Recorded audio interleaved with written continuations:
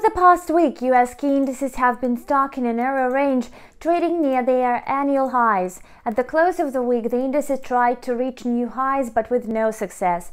Apparently, they are likely to remain in the narrow range for some time, as they are unable to break out. A week earlier, the Fed again confirmed its pledge to maintain the dovish stance on monetary policy.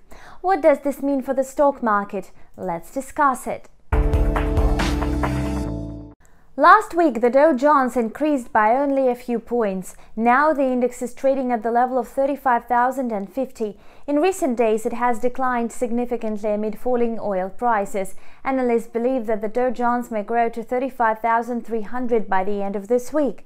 Meanwhile, traders are highly anticipating US inflation data for July, which is due on Wednesday. The figure is projected to slow down in annual terms to 5.3% from June's 5.4%, the highest reading since August 2008. If this happens, it may give a strong boost to the index. The S&P 500 is showing a similar trend. Its quote has already reached the level of 4,430, but this is not its highest level. During the week, it gained a bit more than 20 points, which was quite modest. There were just too many limiting factors. If inflation and weekly jobless claims data turn out to be better than forecast, the S&P 500 index is likely to jump to 4,460. In addition, many economists are betting on upbeat results of both macroeconomic reports.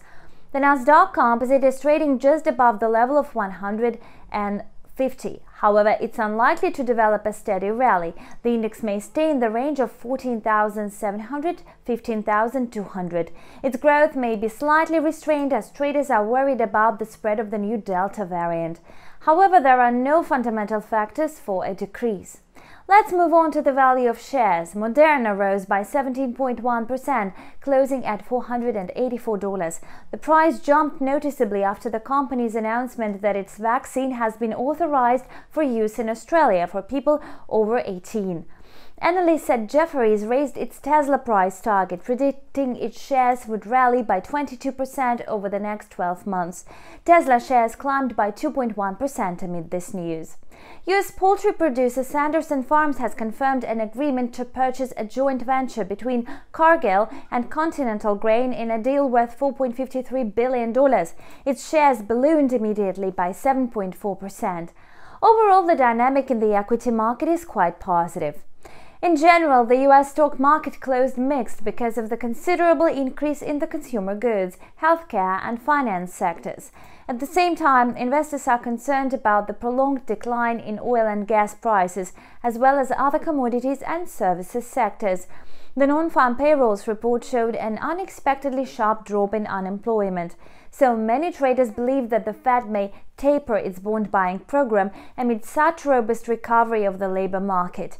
Moreover, the quick pace of economic revival may also be a signal to the regulator to curtail quantitative easing and raise interest rates sooner than expected.